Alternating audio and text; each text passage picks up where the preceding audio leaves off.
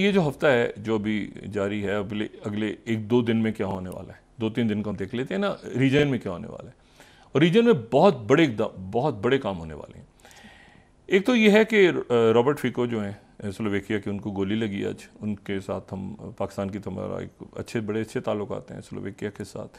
Slovakia landlocked country है, ये central Europe का। उनको थोड़ी देर पहले वो जो है वो उनको गोली लगी और वो वहाँ पर एक इस्तकबालिया में जा रहे थे, कैपिटल सिटी से कुछ दूर। और वहाँ पर अच्छा, स्लोवेकिया की इम्पोर्टेंस ये है कि स्लोवेकिया जो है ये यूक्रेन, पोलैंड और ऑस्ट्रिया, इन मुल्कों के साथ जो है ना ये इनके बॉर्डर लगते हैं, ठीक है ना। यूक्रेन, चेक रिपब्लिक एक तरफ लैंडलॉक कंट्री है, इंपॉर्टेंट मतलब है कि जियो स्ट्रेटेजिकली भी इंपॉर्टेंट है। आप देखें ना, यूक्रेन और यूक्रेन के साथ भी लग रहा है, पोलैंड के साथ भी लग रहा है। अच्छा, तो लेकिन यह है कि ये अफसोसनाक वाक़या पेश आया। जो इम्पोर्टेंट वाक़यात हैं इसमें इस हफ्ते, बहुत सबसे अगर आप कहें कि प्रायोरिटी पे कौन सा वाक़या है, तो दो वाक़यात हैं। एक तो गज़ा से जियो पॉलिटिक्स ने जन्म लेना है, और दूसरा ये कि प्रेसिडेंट पुतिन जो हैं वो जा रहे हैं चाइना, और चाइना जा रहे हैं और उनकी ये 40वीं या 42वीं या 43वीं मुलाकात होगी प्रेसिडेंट शी जिनपिंग से अब तक। टोटल जो उनकी मुलाकातें, ये दोनों पुराने अपने मुल्कों के अमूर को देख रहे हैं। और जो कल भी बात की थी कि 75वीं सालगिरह है इन दोनों मुल्कों के आपस में ताल्लुकात, सोवियत यूनियन और चाइना के ताल्लुकात जब से कायम हुए। ये जा रहे हैं जुमेरात को। अच्छा, वहाँ पर जो है वो 1-on-1 मीटिंग है। उसके बाद वहाँ पे एक वॉक करेंगे दोनों, एक पार्क में। उसके बाद चाय पियेंगे। वो ये बड़े ज़बरदस्त मनाज़र होंगे ना, वो पका रहे होते हैं, वो खुद पब्लिक में या उसमें जो शेफ़ वगैरह के साथ अमूमन के मनाज़र आते हैं। और फिर उसके बाद एक खाना खाएंगे 1-on-1। तो ये जो है, और वहाँ पे डिस्कस होगा यूक्रेन और डिस्कस होगा गाज़ा। ये मैंने पहले बात की थी कि 240 अरब की तो इनकी हो गई, आपस में ट्रेड शुरू हो गई। सबसे ज़्यादा अगर ट्रेड हो रही है किसी के साथ तो वो चाइना की, अब रशिया से हो रही है। और सबसे ज़्यादा ऑयल भी वहीं से आ रहा है, और सबसे ज़्यादा गैस भी वहीं से आ रही है, क्योंकि वो सारी गैस जो जाती थी यूरोप को अब जा रही है चाइना को। चाइना को चाहिए गैस और ऑयल, बड़ी एक कॉमन सी बात है। लेकिन इसके साथ ही जो है वो इम्पोर्टेंट बात इसमें यह है कि जो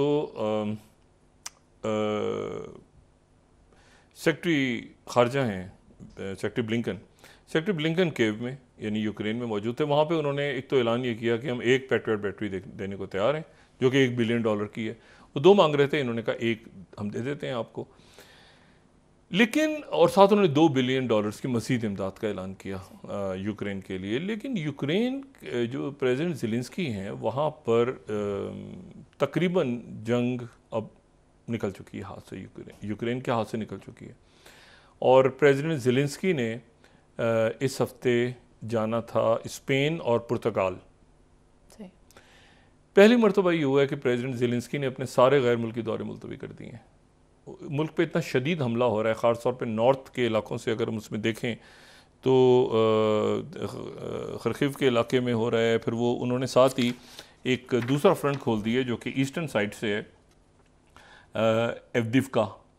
तो एक तो ऊपर नॉर्थ से हो रहा है और एक एवदिवका जो कि दोंस्तेक की साइड है बिल्कुल। तो ये मतलब एक आप समझें कि ईस्टर्न साइड से है और एक ऊपर नॉर्थ से है। तो जो नॉर्थ से हो रहा है वो तो खरकीव पे हो रहा है, जो कि केव के बाद दूसरा बड़ा। लेकिन ये जो ईस्टर्न साइड खुली है, ये ईस्टर्न साइड जो है ये बराह रास्त जो है ये यहाँ पे अटैक शुरू हो गए हैं। और ये मेरा ख्याल है कि ये बदतरीन हमला है यूक्रेन पे। बदतरीन भी नहीं कहूँगा मैं कहूँगा शायद ये जो पहले अटैक हुआ था यानी 2022 जंग शुरू होने के बाद, ये उससे बड़े अटैक्स हैं। यानी आप समझेंगे ये एक तरह से भरपूर जंग है। यानी ऐसा लग रहा है जैसे नई जंग अभी अभी शुरू हुई है, रशिया ने अभी ताज़ा दमों के जंग शुरू की है। ये इस लेवल की जंग हो रही है। तो पुर्तगाल का दौरा कैंसिल कर दिया उन्होंने, और उन्होंने स्पेन का दौरा कैंसिल। पहली दफ़ा हुआ है कि उन्होंने गैर मुल्की दौरे कैंसिल कर दिए अपने सारे। प्रेसिडेंट ज़ेलेंस्की ने कहा कि अब मैं दूसरे मुल्कों के दौरे उन्होंने कैंसिल किए हैं, और ये एक बड़ी अजीब सी बात है। अजीब सी बात भी है, लेकिन ज़ाहिर है के साथ उसके अब उन्होंने कर दिए हैं कैंसिल, तो ठीक है। दूसरी जो बात है इसमें कि उन्होंने भी फ़ौजें वापस बुलानी शुरू कर दी हैं, उनकी फ़ौजें पसपा होनी शुरू हो गई हैं।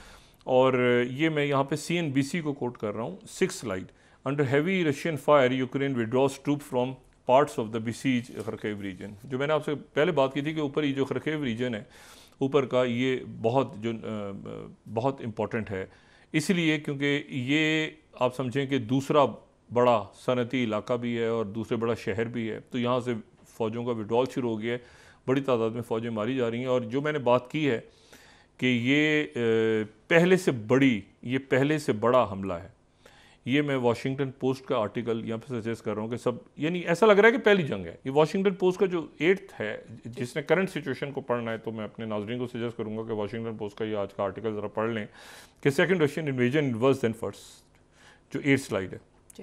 और second Russian invasion is worse than the first, पहले से बड़े हमले हैं, बहुत शदीद हमले हैं और रीजन है से। अच्छा, तो ये अब एक ऐसी सूरत हाल बन गई है जो जिस सूरत हाल में प्रेसिडेंट पुतिन जो हैं वो जा रहे हैं चाइना।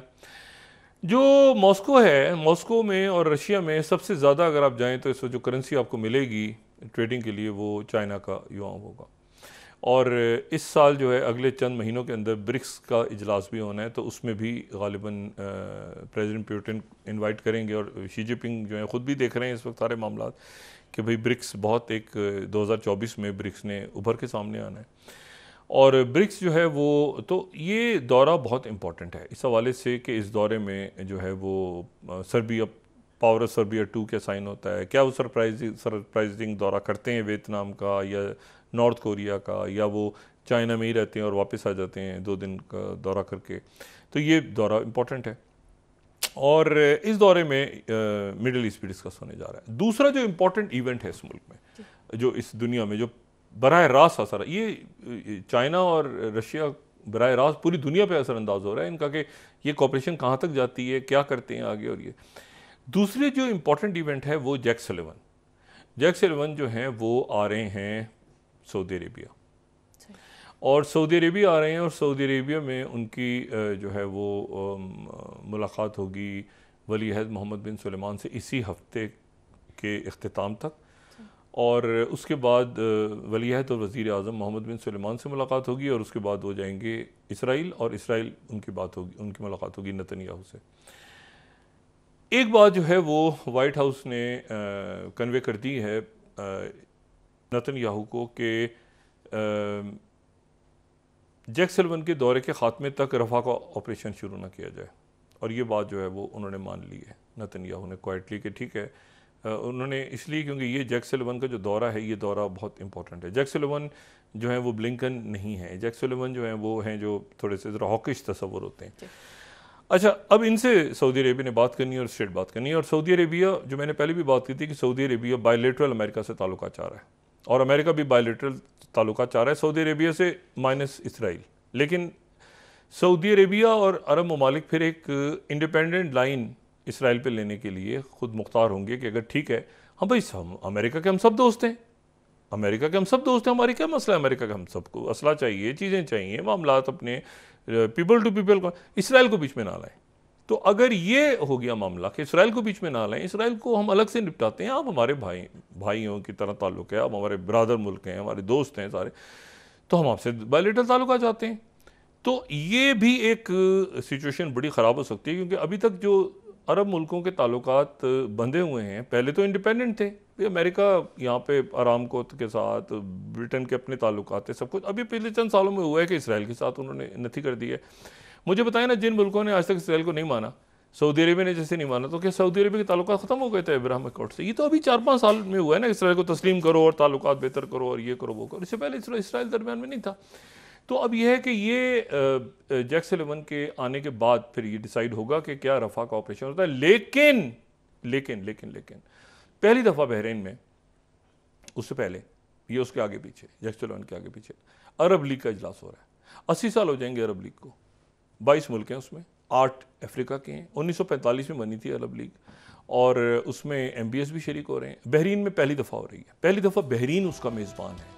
22 अरब ममालिक हैं, 8 अफ्रीका में हैं और बशर असद भी आ रहे हैं, सीरिया को निकाल दिया गया था, सीरिया वापस आ गया, लीबिया कभी निकाल दिया जाता है, कभी ये अरब लीग चलती रहती है, काहिरा में ही बनी थी 1945 में, और उसका इजलास हो रहा है बहरीन में, और टॉपिक क्या है गज़ा और 2 स्टेट सोल्यूशन, और वो सारी बात जो अमेरिका से करनी है, और बाकी अमीर कतर भी आ रहे हैं, MBS भी आ रहे हैं, MBG भी आ रहे हैं, जनरल अपना अब्दुल फत्ताह सीसी भी आ रहे हैं, ये सारे सरबराहान बशर असद भी आ रहे हैं। तो ये इजलास हो रहा है जनाब, ये जुमेरात को जुमेरात, तो ये हफ्ता जो है, और उधर से अमेरिका ने कहा है कि नेतन्याहू को कि आप ज़रा होल्ड करें, शहादतों की खबरें तो आ रही हैं, लेकिन वो जो भरपूर हमला है ना, उसको अमेरिका ने भी रुकवा दिया है जैक सुलिवन के दौरे के खात्मे।